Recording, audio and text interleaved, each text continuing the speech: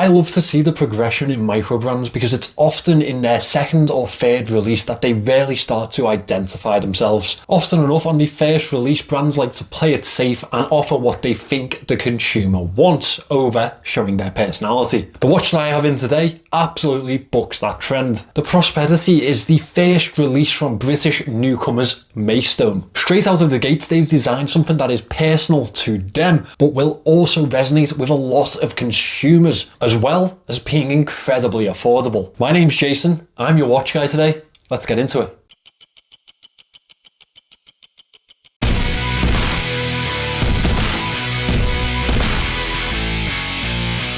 This piece comes from the mind of Mayo, and it has a very unique basis for the inspiration of the design. Not the unpredictable world of adventure, the insane stories of military personnel, or even the overused basis of a diver. This one is inspired by birds. That's right, Greg is a bird watcher. You would never believe that this man is younger than me. But in his own words, who needs another Submariner homage? That aside, this inspiration has created an incredible watch. From the eagle owl orange inspired GMT hand to the sharp talon derived handset and indices. This is absolutely brilliant. Even the lugs are curved to mimic a bird of prey's wings in motion. It's fantastic to see all these really strange references translate so well to this watch. I have the Golden Eagle variant in for review today, but it is available in 3 different options. If you want to play it more classic, it is offered in a black and a blue dial,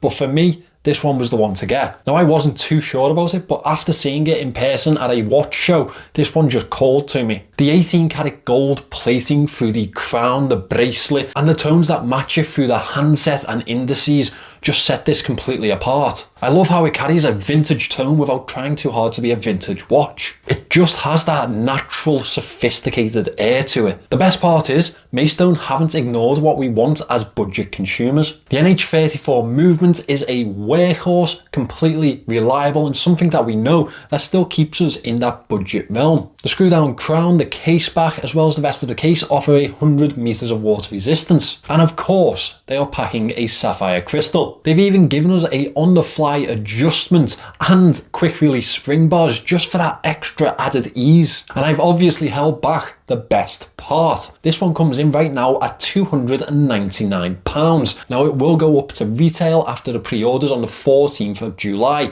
So if you're interested, be quick. The finishing throughout the case isn't exactly grand seiko, but for the price, it's the standard that you would want. And I really appreciate the brushed sides to the case and how it accents the high polish of the fixed bezel and turned lugs. The gold crown has a coin edge grip to it. It's easy to get a hold of, it screws into the case, and it is signed with the Maystone M. But more importantly, it adds to the accents of this piece beautifully. The real draw to this piece for me are the aesthetics of it and how that accentuates the display. When speaking to Greg, he mentioned that he believed that this one really did need to be seen in person. And honestly, I can see exactly why. After I got hands on with it, it instantly became my favourite between the 3 models. The entire design gives off the same type of energy as a vintage GMT Master root beer. One of the few Rolexes that I actually appreciate. I know it's a completely different watch and design, but those colours really bring that vintage tone for me, especially with that brown dial,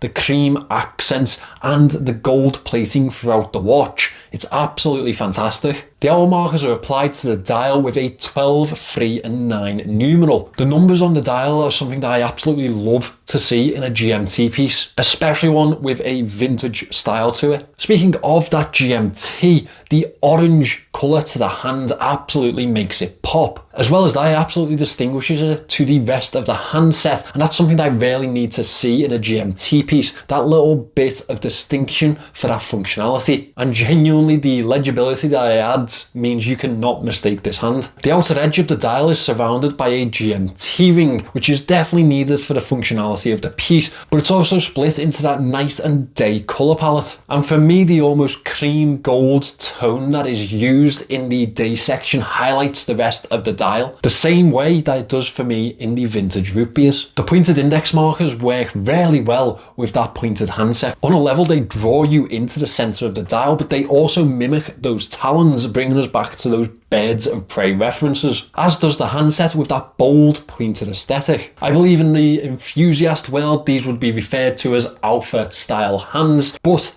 they have definitely got a bolder presence to them. They are fully loomed and we will assess that later on. It's completed by a pencil thin second hand with an M counterbalance, another touch that I absolutely love. The bracelet makes this a very easy wear, as do the dimensions of the head of the watch. It's 38mm in diameter with a 46mm lug to lug. Perfect for me. But on another level, even with the slightly thicker NH34 movement in the back of this, it still comes in at 11.4mm thick. Yes, not the thinnest watch in the world, but definitely better than I expected. The bracelet has a lovely taper towards the clasp, and it follows those gold tones from the rest of the watch, with the center links also being plated. As well as that, their shine is accented nicely by the brushed outer links. Now, I didn't really expect screwed links on this piece, and I certainly did not expect an on-the-fly adjustment, but they are very welcome additions. They've left pretty much nothing to chance here. The clasp on the outset is simple, but it works. It's obviously milled with double pushers. We have the Maystone logo engraved.